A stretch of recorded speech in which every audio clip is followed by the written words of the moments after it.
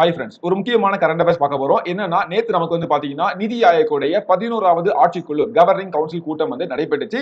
So அது ரிலேட்டா நம்ம வந்து நிறைய விஷயங்கள் பார்க்க போறோம். நிதி ஆயோக் அப்படின்றது நமக்கு ஜனவரி 1, 2015 அன்னைக்கு ஆரம்பிக்கப்பட்டது. அதுக்கு முன்னால வர நமக்கு வந்து பிளானிங் கமிஷன் அப்படின்னு ஒன்று இருந்துச்சு. நமக்கு தெரியும் இல்லையா? சோ நேத்துக்கு பாருங்க, பிரதமர் தலைமையில நிதி ஆயோக்குடைய 11வது ஆட்சிக்குழு கூட்டம் நமக்கு வந்து நடைபெற்றுச்சு.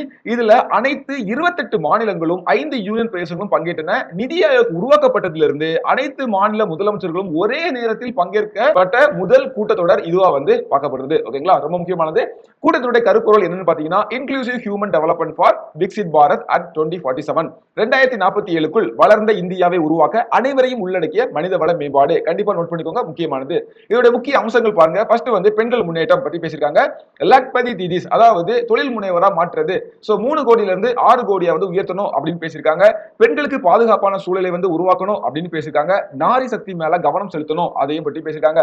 அதே மாதிரி ஒன் டிஸ்ட்ரிக்ட் ஒன் ப்ராடக்ட் திட்டத்தை வந்து அடிப்படையா வச்சு மாநிலங்கள் ஏற்றுமதி கொள்கைகளை உருவாக்க வேண்டும் அப்படின்னு பேசியிருக்காங்க.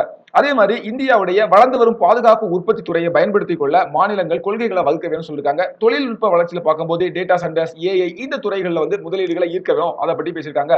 வேளாண்மை மற்றும் சுற்றுச்சூழல் பற்றி பார்க்கும்போது இப்ப வரக்கூடிய எல் நினோ தாக்கத்தை குறித்து கவலை தெரிவிச்சிருக்காங்க.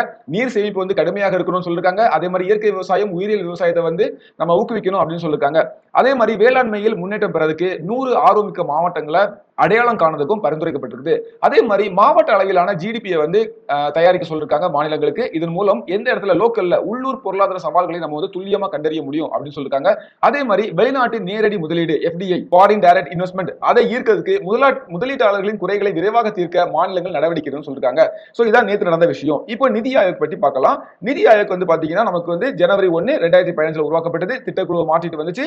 இது அரசின் உயர்மட்ட கொள்கை ஆலோசனை அமைப்பாக செயல்பட்டு வருது. அப்படிதானே? இதுல ஆட்சிக்குழுவின் அமைப்பு எப்படி இருக்குன்னு பாத்தீங்கன்னா, இந்திய பிரதமர் தான் தலைவரா இருப்பாரு. அனைத்து மாநில முதலமைச்சர்கள் இருப்பாங்க.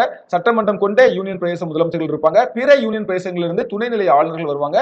நிதி ஆயோக துணைத் தலைவர் இருப்பாரு. முழுநேர உறுப்பினர்கள், அப்புறம் பிரதமரால் நியமிக்கப்படும் சிறப்பு அழைப்பாளர்கள், இவ்வளவு பேர் இதுல வந்து கலந்து கொள்வாங்க. இங்க ஒரு கான்செப்ட் பாருங்க, கூட்டுறவு மற்றும் போட்டி கூட்டாட்சி, அதாவது கோஆபரேட்டிவ் ஃபெடரலிசம். கோஆபரேட்டிவ் ஃபெடரலிசம் அப்படின்றது மத்திய மற்றும் மாநில அரசுகள் இணைந்து செயல்படுதல், மாநிலங்களுக்கு இடையேயான பிரச்சனைகளை தீர்த்தல். அதே மாதிரி காம்பரேட்டிவ் ஃபெடரலிசம் அப்படின்றது மாநிலங்களின் செயல்திறனை மதிப்பீடு செய்தல், மாநிலங்களிடையே ஆரோக்கியமான ஒரு போட்டியை வந்து உருவாக்குதல். ஓகேங்களா? இதை பற்றி பேசியிருக்காங்க. சோ கடைசியா உங்களுக்கு வந்து பாத்தீங்கன்னா நம்ம பார்த்த பாயிண்ட்ஸ் தான் இருக்குது. ஜஸ்ட் பாஸ் பண்ணிட்டு இதை மட்டும் நீங்க பார்த்து கம்ப்ளீட் பண்ணுங்க.